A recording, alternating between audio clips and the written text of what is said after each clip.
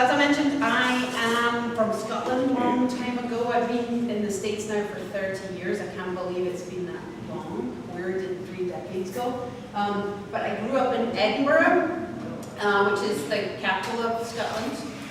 Big city, but it's a very often grey country, and so rainy country. And so what people do is paint every possible part of their houses in bright, gaudy, obnoxious colors. And that has definitely seeped into it's part of my genetic makeup as an artist, I feel like. I also grew up in the 70s and 80s, so I was in the Boy George Bananarama, soft cell, neon yellow, pink phase in my teenage, most influential years, and I still listen to that stuff in the car. So neon palette was very influential too, and it's still something that I start with neon pink and neon yellow, as you can see out there. Every time I have to trick myself out of it a lot of the time because it's so ingrained and subconsciously built into me. I also, growing up in Scotland, it was this mishmash of scale differentiation and the idea of a romantic Scotland with heather-covered hillsides and sheep everywhere was one side of things, but the train-spotting, dark, drug-infested city, not that I was very middle class growing up, so I didn't experience the depths of that in any way, shape, or form, but I love that there are these extremes of experience of what it is to think about what it might be like to live in Scotland and what it actually is. So those also become part of my heritage and part of the kind of aesthetic taste sphere that I currently push against, I guess. Last two things are in terms of deep-seated subconscious understanding of why I make the things I make is that I grew up sailing every summer in Scotland on the west coast. My mom and dad had a boat. And I just realized 2 years ago, I'm like, oh duh, that's why I make inflatables, big giant building here. I'm like, why did I not think of that before? But, and then Scottish humor is such another sort of deeply seated, important piece of my puzzle. It's something that Scots make fun of themselves, don't take themselves too big. We're not allowed to take ourselves too seriously, so we have to make fun of ourselves all the time. And so I've tried to embody or embed that in my work through this idea of physical comedy and also comic, figurative, figural, cartoonish relationships to form and object and living, breathing organisms in some way, shape, or form. So I'm not going to play the clip of Billy Connolly right now, but he's doing this floppy physical comedy skit. So, but for time, we're going to keep moving. I also grew up watching Star Trek, one of the many American imports into Scotland. And so my sci-fi geekness is still present in the way that I think about these creatures that I make, or this idea of organisms, or a kind of futurism that I'm trying to think about where our evolutionary future might be, 50% plastic in our bodies, maybe even more, right? So this sort of idea of cyborgs or aliens becoming part of our organisms on Earth, or where we end up is something I'm still curious about, but in a really kitsch manner, right? So I'm playing with this idea of plastic both in terms of taste and aesthetic as well as physical materials.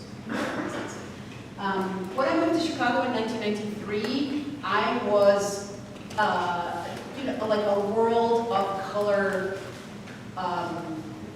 kitsch color, I guess, neon palettes, a different kind of color palette opened up to me. And so I had a different set of permissions of how to be an artist which blew my mind, right? Which in Scotland, at that time when I left in 1993, it was still a very traditional art market setup. Or the ways that you got to be an artist were not the thing that I was interested in. So when I got to Chicago, I was really happy that there was lots of diversity, lots of difference, lots of ways that people were being critical of the traditions of making, and I've tried to build that into my teaching life and practice in terms of encouraging students to think about how their unique experience of the world, their personality infects and interrupts and makes a particularly unique equation for this art practice that you build, rather than it having to be one particular way. These are my 3 kids on the right. We were in Greece a couple summers ago. So the last piece of the puzzle in terms of my experience of being a parent and a mother is that these things that I make became this sort of collection of self-portraits or portraits of these living, breathing organisms that I was responsible for, and I have to say terrified about being responsible for the first few years I did it. And so having them really changed the urgency of my work, really changed the direction that I was, my focus. Because before that I had been really thinking of my work as more pure abstraction, but I love that they, watching SpongeBob cartoons with them they infected me in a really good way on so many levels, and allowed a more figural, comic, playful aspect into my work. I don't know, blabbling too much. Influences range greatly from SpongeBob on the right to, or Patrick I should say, to E.T., to bioluminescent jellyfish, seaweed, real-time Mars rover footage, tardigrades, this tiny creature that can survive in space, all sorts of things. I'm pretty eclectic in the kind of ways that I'm pulling from the natural world and the imaginative world. Did you have a question? That looks like a scene from Lost in Space. Yeah, it's a Star Trek episode, yes, with the plastic rocks. I'm a lover of plastic rocks that you can throw. And then asteroid Ida. And then color, I do want to say, like, I am somebody who really obviously thinks about color intensely in my work, but I really think about color as being linked to a genetic code that the animal kingdom has for survival. Right? It's really linked. We know we have to pause and pay attention to color because it's either about pleasure or danger, right? Death or birth in some sense. So I really use that aggressive pay attention to me color palette as a way to have people pause and stop and look more deeply, maybe. Whether that's something that they associate with an aesthetic joy, or whether they understand it as more, it's a really poisonous object, is equally great in my mind, right? Can be both. Also love camouflage on animals. I love tattoos on the skin. I really think of the way that I paint these objects as making a tattooed graffiti surface on these bodies that I make. And so I'm sort of drawing from all the ways that human beings are trying to, and the animal kingdom too, but we are trying to mark our territory or mark our presence or our place or our existence in a moment in space and time, and in the way that I'm thinking about the identities of the work.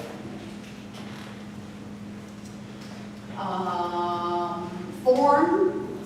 When I moved to Chicago, I walked through the Art Institute of Chicago and saw this amazing African Bowley sculpture, which is the top left, that is made of dirt and blood and all sorts of bodily fluids you might not want to know about, and straw.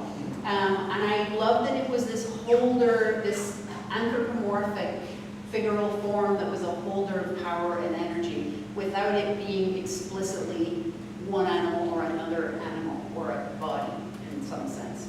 So that I'm constantly trying to write the line between something that's quite literally body and something that's more abstract or figural in the ways that I'm making the forms that I make. Greek Roman sculptures of dogs, my own pets, and then the big giant obnoxious furry sheep that is my cultural heritage, right? The loud obnoxious bagpipes that get filled with air and make a very squeaky sound. So mine is a very, obnoxious, I guess, aggressive culture in some ways. So we don't make beautiful things or beautiful sounds a lot of the time. So here's a sketchbook page just to get us started, so you get to sort of see where the content and the form starts to build in my head. I broke my foot 5 years ago falling off a ladder in my studio. Don't ever put ladders on your fabric that you're painting. That was a very dumb idea. And so when I was healing this very lumpy, bumpy foot that was at the end of my leg was something that I was looking at a lot. And also where the screws that went in, I was thinking about, okay, where are those holes and do they become a portal in terms of if I started putting clear plastic in some of the forms so that there were windows inside of the form, which I liked too in terms of a female bodily reference point, right? Or vulnerable, hence it, bodily reference point. Okay, so 2 pieces, similar titling, content, 10 years apart. One is much bigger than the other, but I'm going to talk to you today about sort of 3 wings of my practice. So the idea of the inflatable form, the painted inflatable form as being singular objects that kind of hold personality and character embedded in them is one wing. And then the idea of site specificity, objects in relationship to an architecture or a space. And then inflatables in relationship to a moving, kinetic, performative action. So we've got clown and knees up on the right, where I was thinking about both a historical reference to abstract expressionist artists who had come before, Jasper Johns being the target image, and then also graffiti kind of marks and moves on the surface. Things that are more site-specific and feel like they are infecting or seeping out of a building. So the title is Limes and Bricks, Suck Pink, You Tasteless Hunk, and I was really thinking about ways that I could get humor or explicit content into the work, both through the object itself, but also through the titling. So I was thinking about a James Joycean kind of smashing of language together to make something that wasn't really anything, but was everything all at the same time, if that makes sense. So this object was inflated in a very beautiful arts and crafts bungalow in Oak Park, the town I lived in for 25 years. Very liberal town, and I really loved that I did this super obnoxious, irreverent, distasteful in some sense, shoving of this thing in this beautiful building, because I really liked testing this idea of taste and class and aesthetic choices in the way that I was trying to make the sculptures. Oh, thank you. Sorry. Tickly throat. I'm not sick, promise. 2 other pieces that I made. One on the left, Limp Punk Love Junk, another smashing of language together. But the conversation that I had with people at the opening was like, they felt like this object or this creature, beast, was trapped. And I really liked that there was, by squishing it into a space, I created empathetic responses with the object. And obviously I deflated and inflated the object when I was painting it, so there are multiple layers, and it picks up the folds in the love handles on the body, which I have many of. in really nice ways and in really layered ways. And then the one on the right was a collaboration with Bahar Yorukoglu, Turkish artist who lives in Boston, and she makes these incredible light-filled projections with pieces of plexiglass. And so I made a bunch of pockets in the inflatables, and then she, or the singular inflatable, and she inserted the plexiglass pieces in there and then projected the films that she makes on top of that. So I really like that there was this moving image over the surface of that work. It's like from the lid? No, it's projections on the surface, but I do also do light from the image. Anyway, I'm just trying to throw a bunch of things in terms of like the idea of an artist being known for doing a certain thing, but always has, I mean, for me, I get bored really fast, so I'm always trying to build the next question into the work I make, and I'm trying not to be static too much. I'm also trying to maintain a curiosity. Since I teach freshmen to grad students, I have to keep my toolkit up to date, and so it's really nice that I get to kind of play with that in my own practice as well. Do you work with sketches to begin with? I do create lots of silhouette shapes when I'm thinking about the form, so I think about the front, the side, the top, the bottom, back, left, so that when I cut the patterns, I kind of know what I'm doing, although I kind of don't as well. I often will add appendages, or I will tuck and fold things so that they sort of sit with a little bit more of a bulge. So even if I have a sense of what each side looks like, I'm still not ever quite sure until I plug the thing in and it inflates exactly what I've got. And then usually the first time I inflate it, it pops at certain seams because I'm not a seamstress and I haven't quite done it right. But then I just patch over the top and stitch around it with a curved needle so that I build this sort of band-aiding or living, breathing, I'm getting old kind of body into the work itself. Rather than being worried that it stays pristine, I actually like that I have to wash it and band-aid it and repaint it and get it ready to go out for another event. I like that it's doing a lot of work out in the world rather than being in a protected museum space all the time. Anyway, I should say, I drove all this work in my minivan from Chicago to Philly. I showed up at the gallery and the curator was a little worried that I wouldn't have enough work because it was just, but then we took it all out the car and plugged it all in and it went whoop. Not quite that quickly, but the piece in the center in the back is called My Little Pony because my girls at that point were obsessed. But I like that it becomes like a Trojan horse version of My Little Pony. It's this giant object that seems sweet, but could be a risk factor, just because of the monumentality of scale and presence in the physical space. Okay, so that was more site specificity, so now we're on to more performative objects. So as I mentioned before, Scottish has to make fun of myself all the time, but I do take the painting and the art making really seriously, but I also can't say that out loud in some sense. But I also love Rebecca Horn's work and have always, I love Bennett Cave's work, and so the sort of idea of an art object being democratic enough that I can utilize it as a garment, right, as a performative prop, a bodily extension. It's something that I've always talked a good big game about, and so I finally was like, you know, Claire, you have to try this out for yourself. So the first one I made a shapes very similar to this, and I danced in my studio by myself and filmed myself, because, yeah, nobody wants to see that.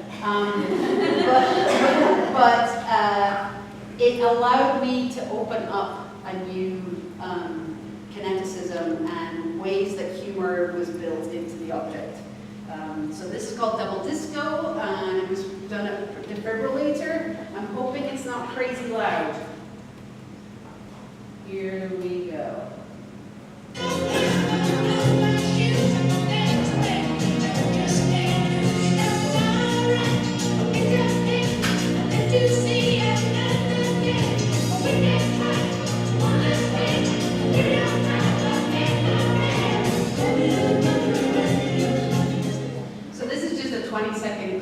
but it started super low and super slow and ended up super high and super fast.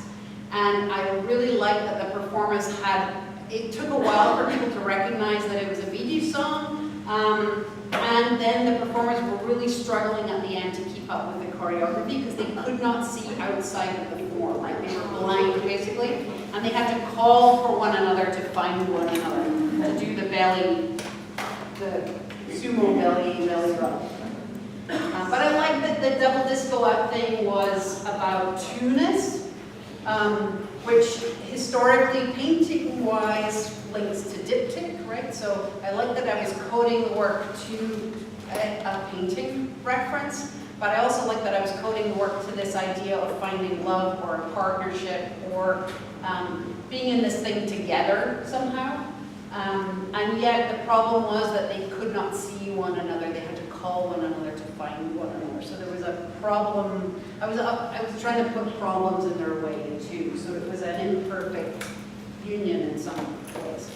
But I like that I get in the work. I sometimes get to work with these prior to social culturation. For human beings, there is this sort of genetic coding again of procreation, right, or survival instinct. And so I like that I kind of am moving all the way back in some sense, that you don't really need to know anything about art in some ways to recognize or empathize with the objects that I'm making. I then did a performance piece at the Acre Residency in Wisconsin with 12 resident artists who are not trained dancers, but were willing to learn a very dumb country line dance for a couple hours and then perform it. So this piece I called Ruddy Udder Dance because I was sort of thinking of it as a giant prehistoric cow-like beast lumbering through the Midwestern landscape. But it's also a mix of a caterpillar with multiple legs. So here's a little clip of this. It was really hard to find a country song that wasn't about love, cars, religion, but I finally did find a very dumb one. So here we go.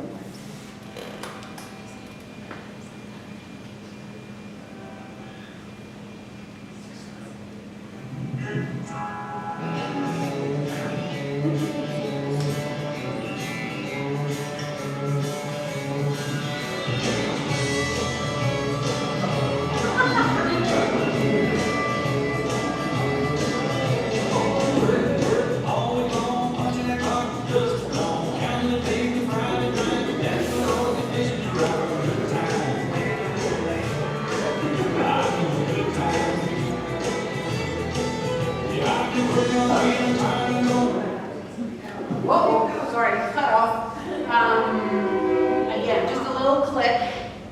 But it was really important for me to think about, I like that song, A, because it had some simple choreography that I could teach people very fast. And B, that it moved from, it was sort of about working super hard and then letting go, playing super hard at the end of the week, which I really like in relationship to being an artist because you're constantly, you have 5 different things that you're thinking about every hour of the day. You've got 3 jobs, you've got kids, you've got a partner to deal with. So the sort of, the complexities of life get built into the way that that song still is about playing as well. But the scale thing becomes really important in relationship to this idea of being a female artist making monumental sculpture and trying to push against the 1960s metal, steel big dudes, right? And so I really wanted the scale to be very much about me taking up as much space as I possibly could in really obnoxious ways. How many facts did you sort of system? This one was it's 2 lobes of one figure, Yeah. so each lobe has one big Stanley fan, those big yellow ones. Oh, So, but it only needs one for each. But it's 40 feet tall by about 30 feet wide by about 25 feet deep together. And I like that this was again, this is my sci-fi geekdom, but this idea of an alien mother creature landing in this atrium space in Jacksonville, Florida, at the Jacksonville MOCA, but reaching out a hand to say hello. So like there's a way that she, I think of her as her, she has a more welcoming range perhaps, but you can also, there are clear windows in the piece. I'm not sure if we've got a second image. That you can see right into the windows if you walk up the stairs into each landing. And so I painted, this one was the first time I painted both the inside and the outside of the surface. I put windows into the work. I've done a collaborative project with a colleague, and he wanted windows for the performers to be inside the work. So then I was like, oh, I could steal that and work it into my own sculpture. So I like that you could see into the belly of her beast, as it were. Yeah, so I'm not going to say too much more, but I like that she becomes this, the Adam's Madam reference in the title. I'm sort of thinking of her as being this madam who has absolute control of the room in some sense. So I like that she is this powerful figure. And then this is a second version of her. I had to do a bunch of repairs. I replaced some of the clear windows with some bright fabric. I was on top of a roof in Chicago in the summer, and it was just a one-day thing. But the Kimball Art Center on North Avenue, actually just north of North Avenue, but it's a pretty new little art center.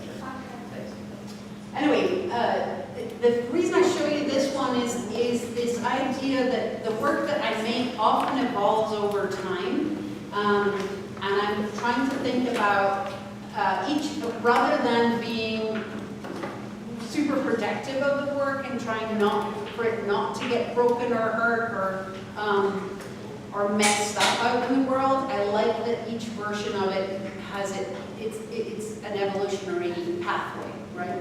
Yeah. Do you do ribbon points or do you do like a net over the piece? I did loops and hooks that I sewed into the skin of it, and then just had guy ropes coming down and sandbags on the inside of the work as well as on the outside of the guy ropes. So there's multiple points of containment, but a net would be a smart plan. I got to steal that. Yeah. So this is a piece installed in Vermont, where you could look inside of the work as well as outside, and so the fact that I had painted the inside became a really nice additional experience for people. And I love the work of a French group, Plastic Fantastique, and they do a lot of, you can walk into an entire building and experience it from inside. So I'm thinking more about that. I haven't managed to repeat it yet. This was just from a couple of years ago, but it's percolating in my head. So you just like filled up the existing holiday or whatever it's called? Yeah, so the architecture of the building really held the piece in different ways, and then the window that I had on one end of it allowed you to see into it, even though you couldn't actually walk. I was inside of it when I took that picture, but the members of the public weren't necessarily able to get in it, but that's the next step. Do you sew them or do you do them? I sew them just a straight stitch with my commercial grade sewing machine. I don't have an industrial sewing machine because I sew on the concrete floor of my studio because I work with very, very big pieces of fabric. So it has to be a machine I can move as I work my way around the work. Yeah, but it's a very basic straight stitch. I'm not sealing the seams. The fan is constantly on for it to be inflated, and if it's turned off, then it will die and deflate, which I like having to work on timers a lot of the time. All right, so we're now into like things that I am continuing to test and play with and think about and experiment with. So I'm going to show you, how are we doing for time? Are we okay? I'm going to show you a bunch of different things kind of quickly, hopefully. So internal lighting, black light. I worked in El Dorado, Arkansas. I'd get in trouble for that. A theater space, black box space, and I was able to really have the work feel like it was an immersive alternate universe environment, just because we were able to darken down the architecture. So I really like that that becomes a different, like it's a laser tag meets Star Trek meets being on Mars or something. We also did a performance at the opening reception, and my audio collaborator, Josh Patterson, was there on the rugs, just working with his MIDI board and an iPad and his laptop and a mic where he does throat singing. So he was creating these amazing kind of really rumbly atmospheric noises, which I will share with you here. We were also, performers were inside the work, rolling around, and then we have to always have a handler because they can't actually see where they're going. So the handlers were also from the local university dance theater group, and were wearing kind of, I was trying to think about how do I have them all feel like they are not necessarily recognizably human, or not necessarily recognizably individuals. So they were these unicorns. Anyway, gotta keep going for time.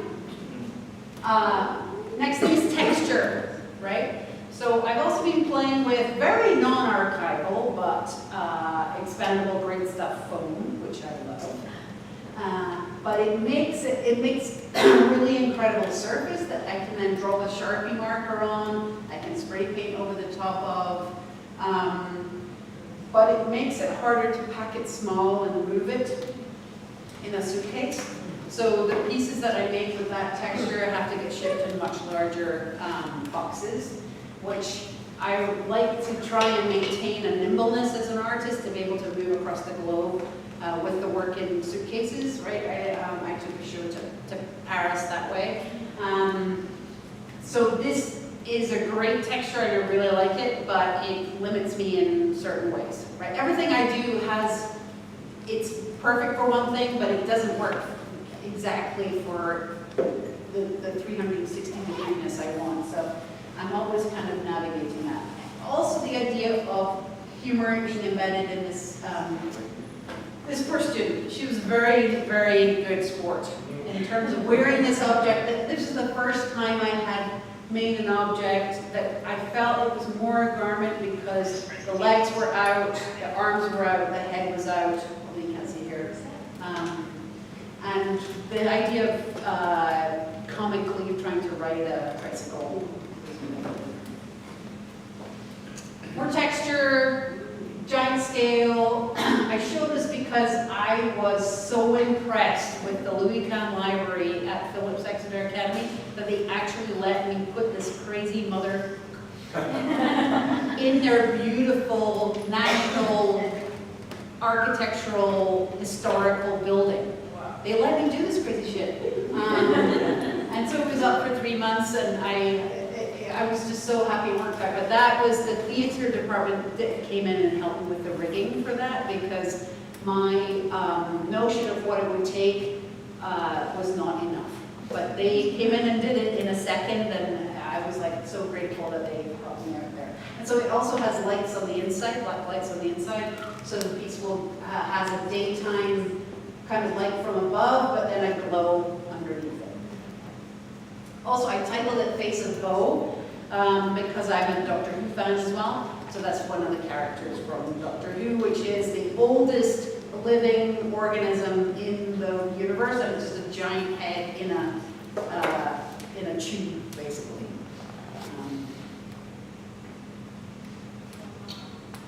Next thing, fish bowls, or ecosystems, what's it called, terrariums. So I had an actual professional inflatable company build me a clear sphere so that I could protect my much more delicate objects from the elements out in the world, rain, etc., wind. So I was really happy that this works super nicely to protect my delicate flowers out in the world. And I like that it becomes this other way that you get to create another atmosphere within a fading atmosphere of the world somehow. Color palette, as mentioned earlier, I have to trick myself to do a different kind of color palette. So these works were done with much more aeration. So the spray, I use spray paint and I mask up goggles and everything. I know it's evil stuff, and I'm trying to change my wicked ways, but it's hard.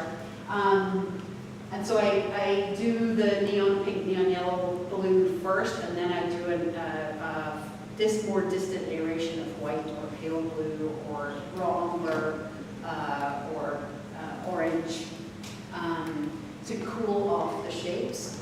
And I realized my son is a rock climber, and I realized that these are kind of boulder-like fan body form kind of objects, and so I like that they have a more maybe literal bodily or internal organ kind of quality to them, which led me to think about working collaboratively with Cameron Claiborne and Judith Brotman, where they adorned my armature bodies with embellishments, right, or with appendages, or stuck a knife in them, right? We did a little tricky maneuver, and I created a patch with lots of stuffing, so the knife didn't actually go through the internal skin of the inflatable, but it looked like it was sticking into a lumpy bit of a body, and that's just glitter and acrylic paint made into a kind of gunky scar of sorts.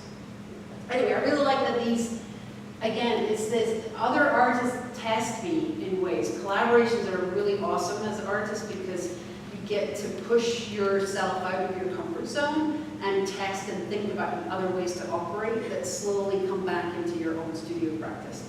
And I can't say how exciting that always is for me to be tested in ways that I can't imagine. And then when the recent Roe v. Wade got destroyed, I made this work where I made more nipples, I made more embellishments, I had chains, I was thinking about femme bodies in the world, but being powerfully in control, ideally, of their own future. I also think about my own 20-something offspring, female offspring, and my male offspring too, in terms of the ways that they are having to navigate a different kind of landscape. So the idea of embellishment is still something I'm thinking about. And the other thing is work on timers, right? Our work slowly spinning in space. So the slowness of a work on a little turning motor was something I was trying. The work on timers, so it would die and come to life again over time. The one on the left, I had 5 different sets of timers on so that they would deflate at different times of the day, and you could sometimes enter the gallery and certain sections were flat paintings on the floor, and then they would slowly come alive. And then the last 2 things, small scale things. So I am an artist of extremes, as you probably have figured out. So I make either miniature things where I think of the miniatures as maybe the scat or the poop of the giant prehistoric beast that I made, that you're finding in an dig. But the one on the left is made with a 3D printer and then spray painted. The one on the right is made with plaster of Paris and then spray painted. Also, some rock climbers, I guess, subconsciously I was thinking about climbing holds, I think. I didn't realize that at the time, but works on paper. Again, somebody who can't make flat, straight things, physically impossible for me. So when I make work on paper, I crumple it, I fold it, I spray paint it to pick up the crumples and the folds. I put tape on, and then I will come back in once I peel the tape fun with some Prismacolor color pencil. But I made a ton of these during COVID because, of course, all the shows got canceled. My life went from moving around a lot to sitting at my dining room table, which I was very lucky that I was able to do that, of course. And so I was making these quarantine dream drawings, right? It's that sort of idea of crazy thoughts as you're sitting drawing. And then the digital aspect of the things that I make are also really important, and something I've been testing out more lately.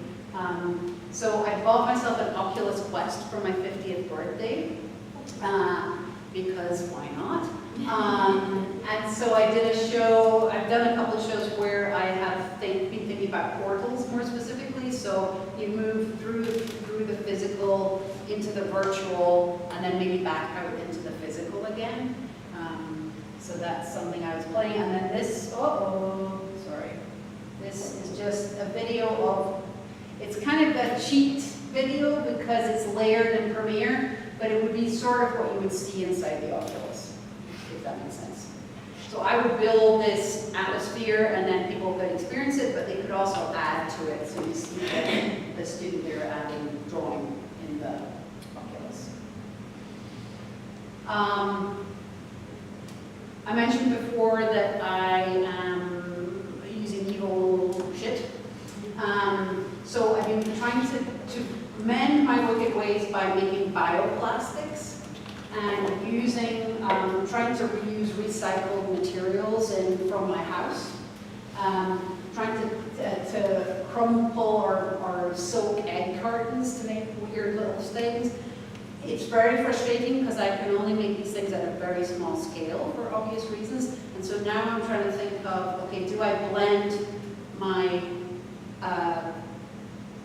big obnoxious things with these smaller embellishments, right? So do I continue thinking about the embellishment idea, but with these materials that aren't quite so evil, maybe? Or are a nod to a kind of futurism and an attempt to think about the environment, but also an understanding of the impossibility of that, or the imperfection of that, or what is the future Can you tell us, is that the wet egg carton? Like yeah, the cardboard? gray. Yeah. And what are the other things that you don't? So the bioplastics are a mixture of,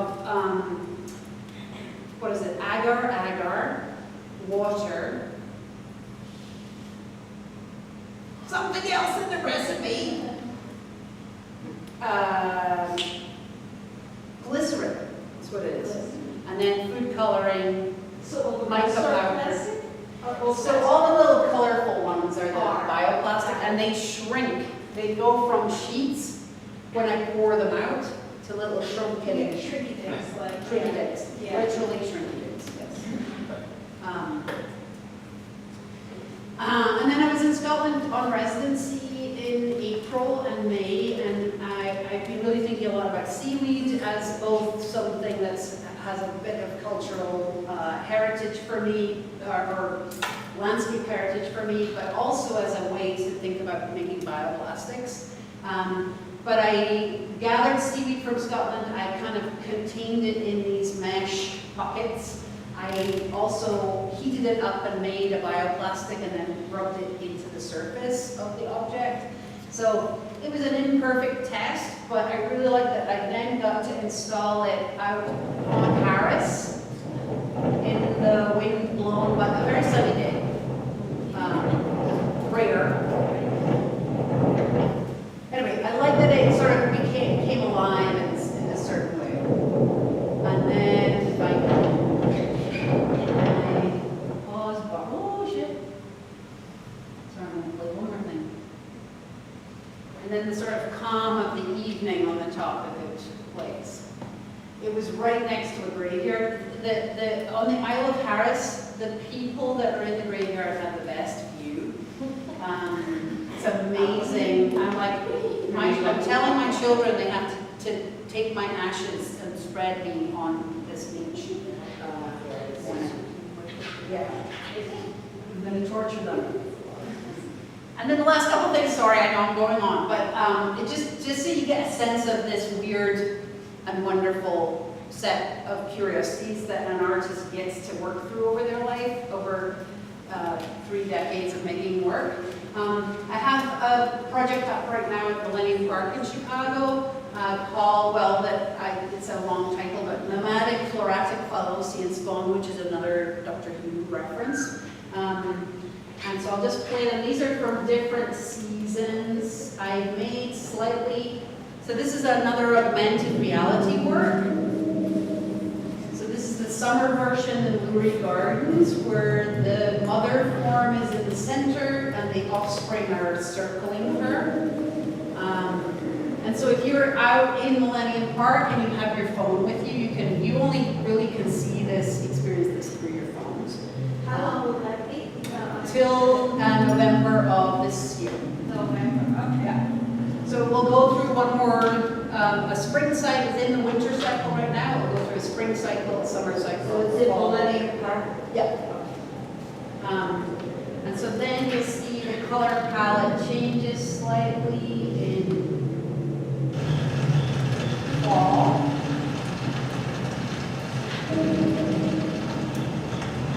So I changed the color palette, we changed the movement of the offspring and the mother. It's a little bit more shivering. It's a great day to film this, right in the middle of a thunderstorm, so I was happy I got it. I'm still waiting for it to snow properly in Chicago so I get the winter version. So there's that, and then this is what it looks like through your phones. Can I? This is my daughter. Yeah, so just so you get a sense of the visibility of it, unless you know what you're looking at. You say art kit or you say AR kit? Yeah. So this app Hoverly and this company Hoverly really helped me. Both Millennium Park hired them, and so they then built both the animation and the, sorry, shush, no, sorry, technology. Woo! They then built the animation for me. I scanned the physical, small expandable foam sculpture. So it started as an original. The mother figure was expandable foam painted. The offspring figures were 3D printed, sort of a newer technology, the spray painted. And so from those 3D scans, I just used Polycam. Cool. And then shared it with Hoverly, and they did the magic part. I still have to figure out how they did that. But it was with 3 other artists. Yvette Mayorga, Fahima Jeet, and Carlos Ramon are the 3 other folks in Millennium Park who have their projects in different locations. So hopefully really happy to be included. And then this is the one that's on the card here, just from Sarasota Art Museum. So I had a big installation of this, the first piece I showed you, the Cosmic Gasp Star Patrick piece, which is my favorite character from SpongeBob, hung in their atrium space in Sarasota. And then I also did this augmented reality work that's still playing. So it was relative to the piece in the gallery, and then I had another piece outside. It's the same audio on all of these. My collaborator Josh Packers made one. Sorry, I'll just turn it down here. And then this is the tabletop version that you're seeing here. So yes, I like that. Then the physical card becomes another way that you get to take home a piece and have it in your collection or in your house, because I have a really hard time, obviously, selling my work because I make obnoxiously giant things that not many people can fit in their houses. And I am a total romantic in that sense, because I've always been really lucky that I've been able to make the things I want to make, rather than feeling like I have to make something at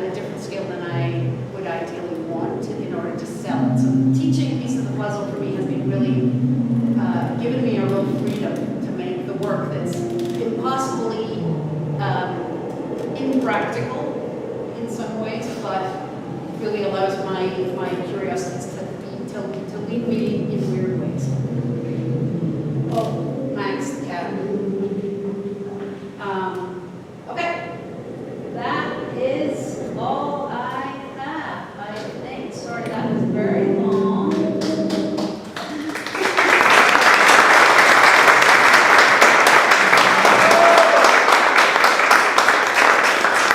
you guys have any questions? Has any of your work ever run away from home? Yes, I hope they do. Yeah, I love it when they run away from home. And in fact, this is only my second year being an empty nester. My kids are finally out of the house. I'm like, yes, go. So yeah, I'm very happy that they're doing their job out in the world. Yeah. So can you scan that and when they do the fall, or you have Yeah. to? Oh, is that the fall too? Yeah, though, both Sarasota, I have cheated a little bit with these cards because at Sarasota, they really want you to go to the museum and scan the QR code there and experience it outside of their museum.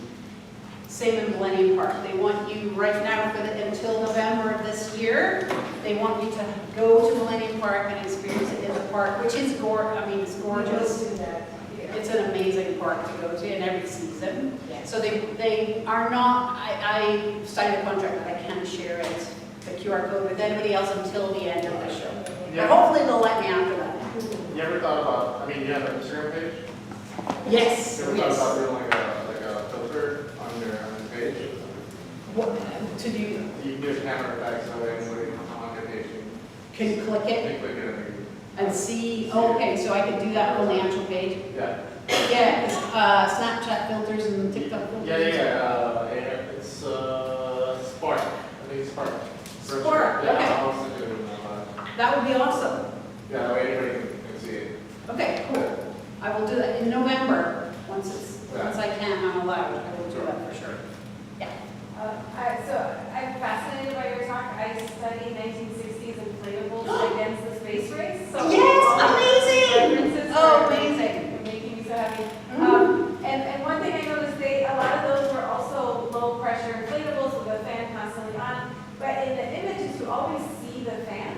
And I noticed that here, at least in the images, it's always hidden. And I wonder if that's conscious or if it just happens to you, because you are making them low pressure where you need the fan. Right. Rather than sealing them like Yes. balloons. And I suspect that's not only for the ease of sewing, but probably but they're hidden. So yeah, I'm curious about that. Yeah, so they aren't so hidden when you're walking around them three-dimensionally. The photographs, I am obviously thinking of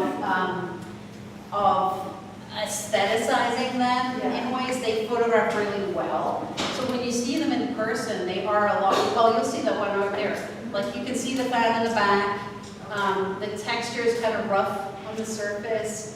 They're kind of imperfect articles in some ways, but yes, I love that archigram and goodness, I'm blanking, thank you, and form, and all these amazing architectural ways to really explore inflatables. I just had an image pop up on my Instagram feed of the giant inflatable sphere hanging outside of the building with a plant growing inside of it. Yes.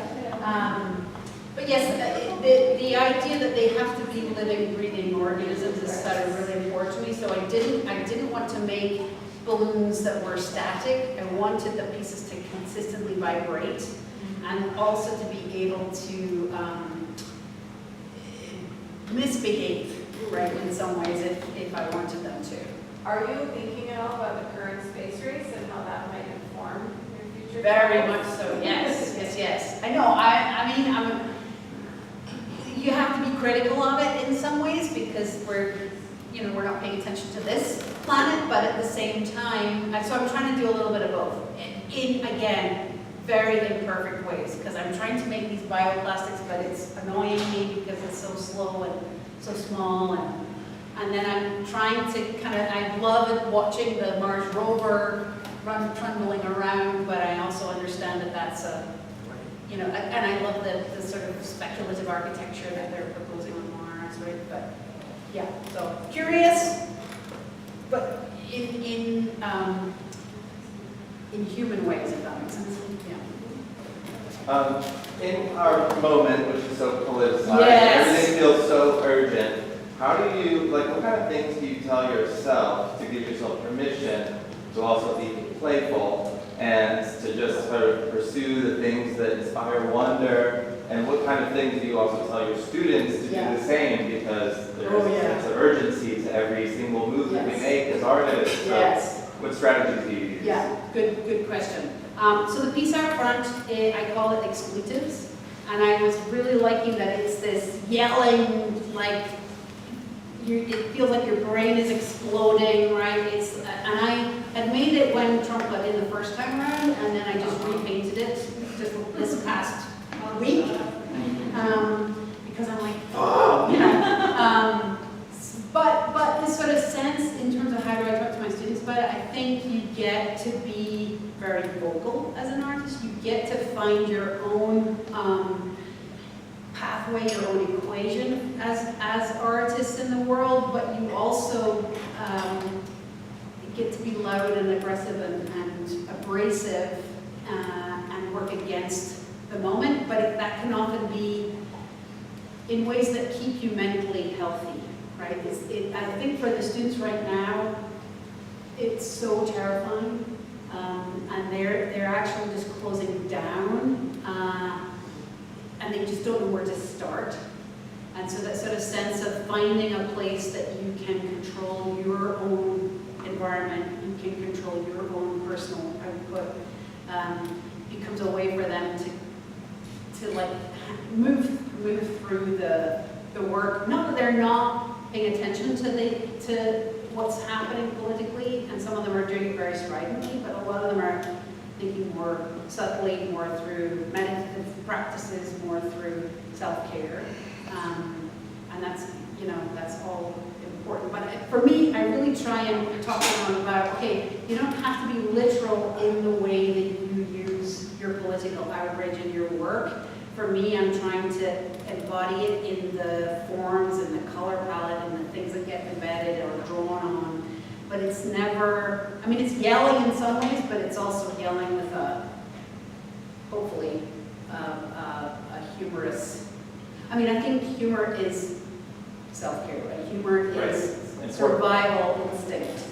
Humor is the only way we get through this. Therapy in some way? Yes, therapy, and The Onion is my favorite news source in some ways, but, so I think, yeah, to help them find strategies to navigate that, but it can be often so different for each student.